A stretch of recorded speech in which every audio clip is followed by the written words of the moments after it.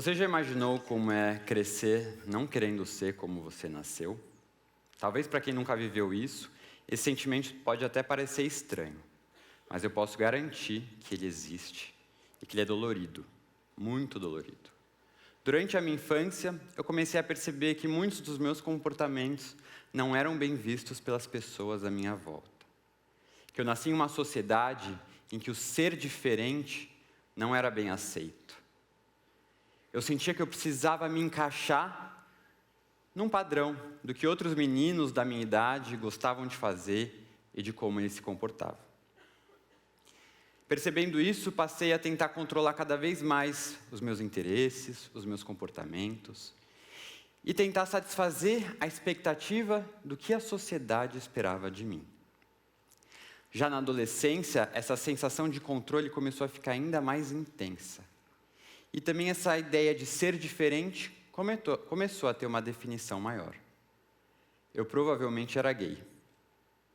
Mas para minha infelicidade, eu nasci gay numa sociedade em que não gosta do diferente.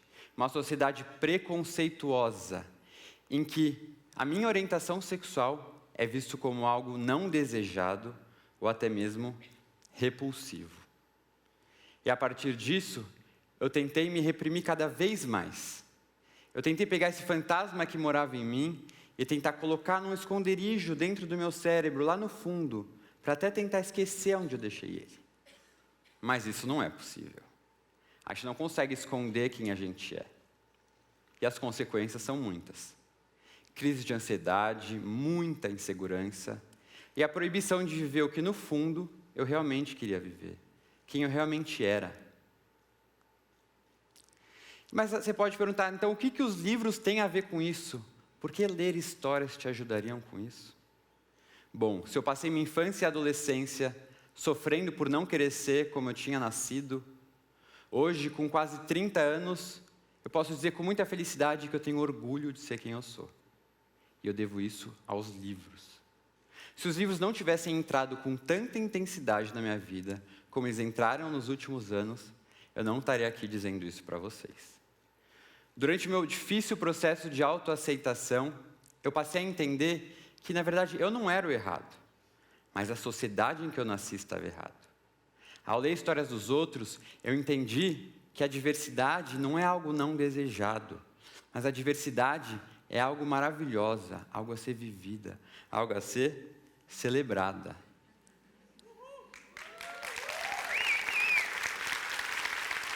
E é justamente por isso que eu estou aqui hoje. Porque eu quero mostrar para vocês que a gente aprende muito com a leitura. E mais que isso, para mostrar que diferente do que muita gente pode pensar, a leitura não é perda de tempo. De jeito algum. A gente vive em uma sociedade que cada vez menos tem paciência. Eu preciso fazer tudo no menor tempo possível.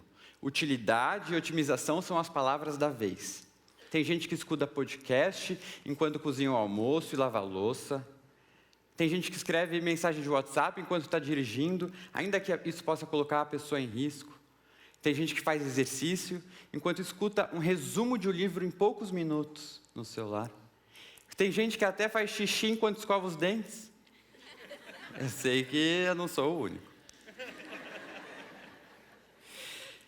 E quando a gente pensa nessa sociedade, nessa mentalidade, como é que será que ela acaba entrando na leitura? Uma sociedade que pensa assim vai procurar livros práticos, livros que trazem um aprendizado imediato. O que eu vou ganhar com aquilo? Eu vou trazer habilidades novas para o meu dia a dia? Eu vou ser um profissional melhor? E por aí que começam a vender muitos livros que propõem soluções mágicas.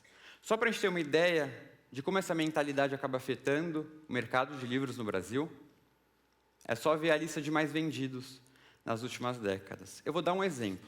O ano de 2021.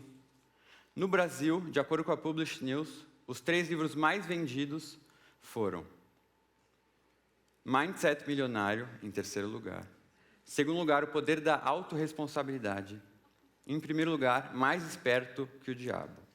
Uma entrevista exclusiva com o diabo, escondida desde 1938. E o que esses livros têm em comum?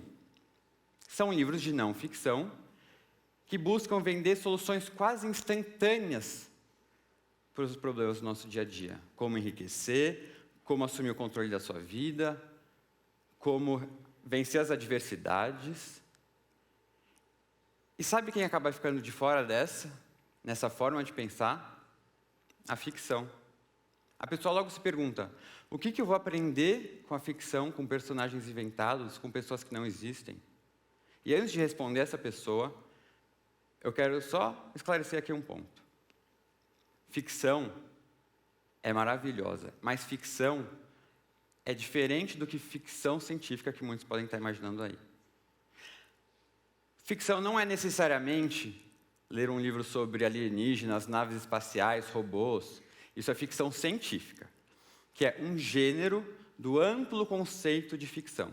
Então, eu quero que vocês saibam, quando eu falo aqui de ficção, eu estou falando com qualquer história inventada. Qualquer história que não vai refletir necessariamente a realidade. E vamos voltar para o que a gente aprende com a ficção. Eu aprendo muito com a ficção.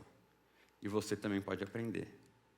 Mas saiba que é um aprendizado aos poucos. Eu não vou terminar de ler um livro e terminar de ler um romance, por exemplo, e sair aplicando os conceitos imediatos na minha relação, no meu profissional. Mas eu peço só uma coisa para vocês: paciência.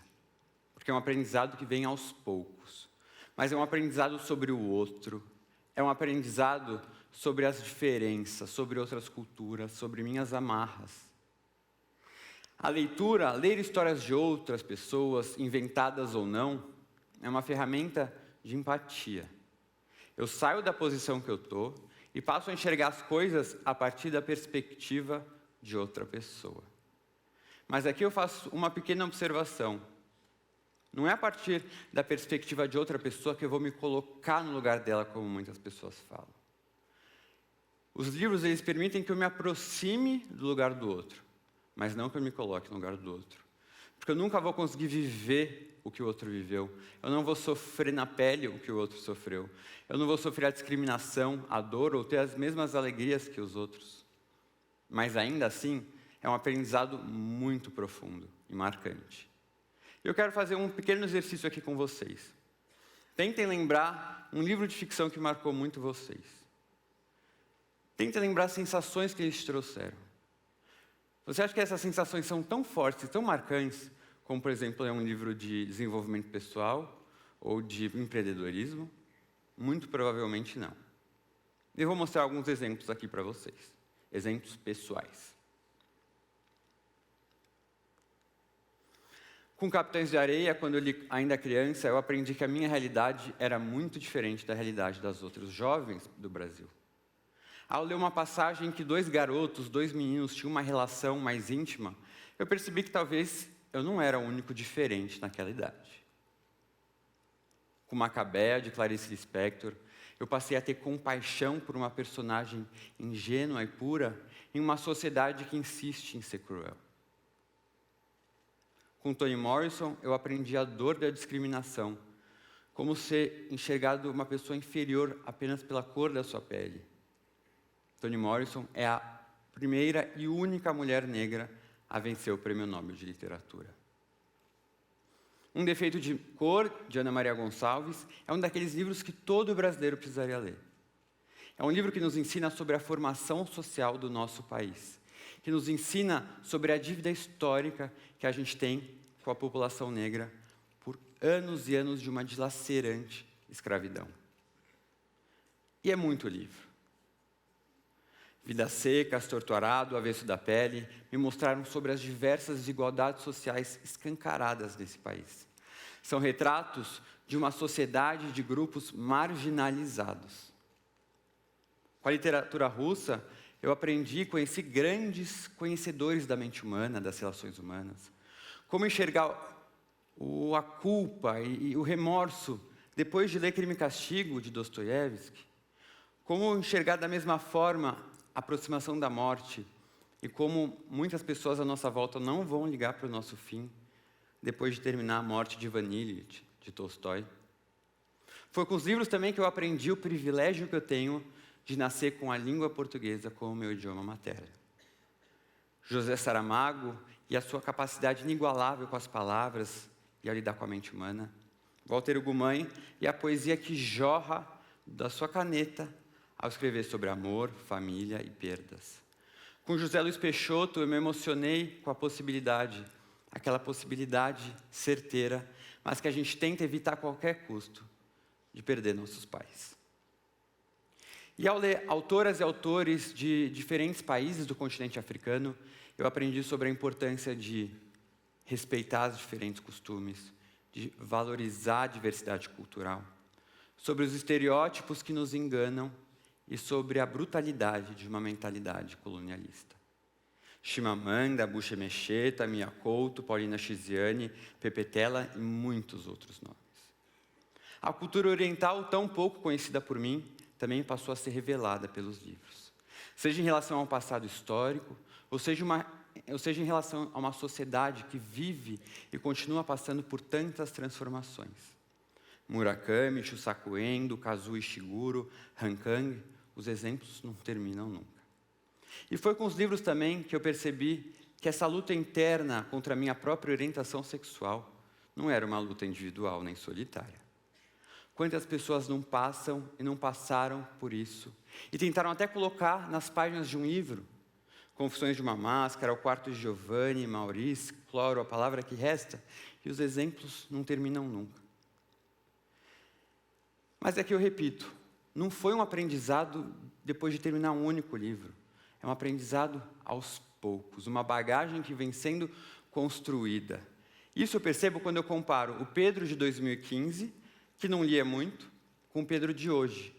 Não que eu me arrependa de quem eu fui, mas o Pedro de hoje, ele consegue ter uma compreensão muito melhor sobre o outro. Ele consegue se relacionar melhor com os outros. Ele consegue até ser um melhor profissional.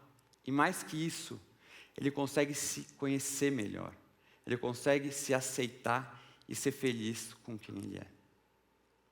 E aqui, você pode até estar assustado com a quantidade de informações que você precisa aprender com todos esses livros, mas eu tenho uma notícia boa. Ler ficção é delicioso. É uma atividade maravilhosa. Diferentemente daqueles livros que vendem soluções mágicas, na literatura, o objetivo não é chegar ao final do livro, não é obter um conhecimento específico.